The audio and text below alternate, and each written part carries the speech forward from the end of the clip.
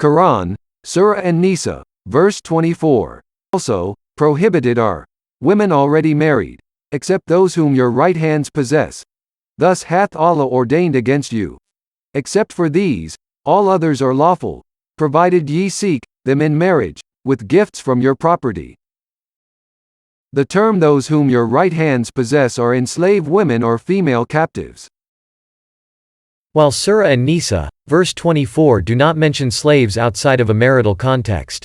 Several other verses such as Surah Al-Mu'minun verse 5 and 6 and Surah Al-Ma'arij, verse 29 and 30, make clear reference to sexual activity with slaves with whom the owner is not married, by explicitly distinguishing between his sexual access to his wives, and his sexual access to his slaves. Quran, Surah Al-Mu'minun 23, verse 5 and 6. And the ones who are preservers of their private parts, except from their spouses and what their right hands possess, then surely they are not blameworthy. Quran, Surah Al-Ma'arij, verse 29 and 30. And they are the ones who preserve their private parts, except with their spouses or what their right hands possess, then surely they are not blameworthy. Quran, Surah An-Nisaa, verse 24 explains that, according to Islamic law, married women and enslaved females are required to oblige their husbands' sexual advances. Raping one's slave or wife is permissible. The concept of rape is thus deemed to be equally non-existent in the contexts of both marriage and slavery. This is the illustrated story behind the Quran, Surah An-Nisaa, verse 24. Muhammad ordered his army to attack an Arab pagan tribe, Banu Autas. Attack the people of Banu Autas. The Muslim army rode their horses to the location of Banu Autas.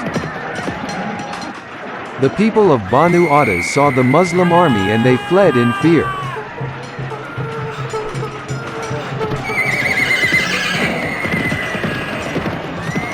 The Muslims slaughtered the people of Banu Autas.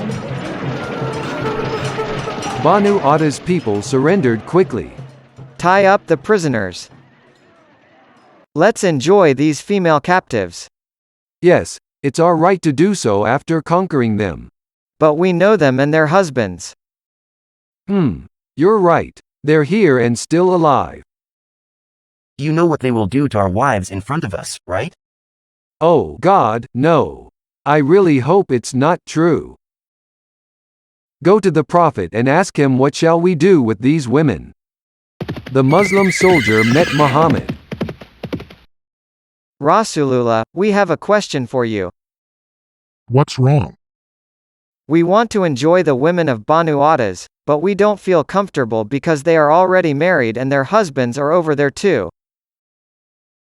Those female captives are yours and what your right hand possesses. Therefore, it is lawful to have sex with them, even if they are already married. Islam annulled their infidel marriages once they are captured, and Allah is wise and merciful. Thank you, O Rasulullah. I can't wait to pass this good news to my fellow Muslims.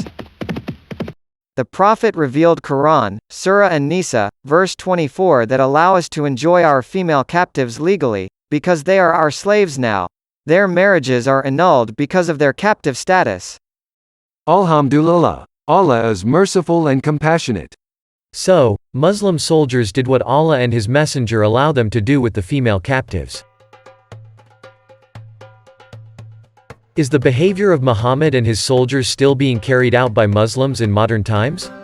Of course. Look at ISIS. What ISIS did is simply imitating what Muhammad exemplified in the Quran. ISIS soldiers killed large numbers of Arab Christians, Yazidis, in Syria and Iraq, then captured and raped female captives, trading them in slave markets. Ordinary Muslims told us that what ISIS soldiers did are not based on Islamic teaching. They said that because they never read the background of the events of Quranic verses and the biography of Muhammad. They want to preach Islam to the non-believers, but they do not know the behavior of the Prophet himself. If Islam succeeds in taking control of our country, then these ordinary Muslims will flee from here, just as Muslim Arabs fled from their country here.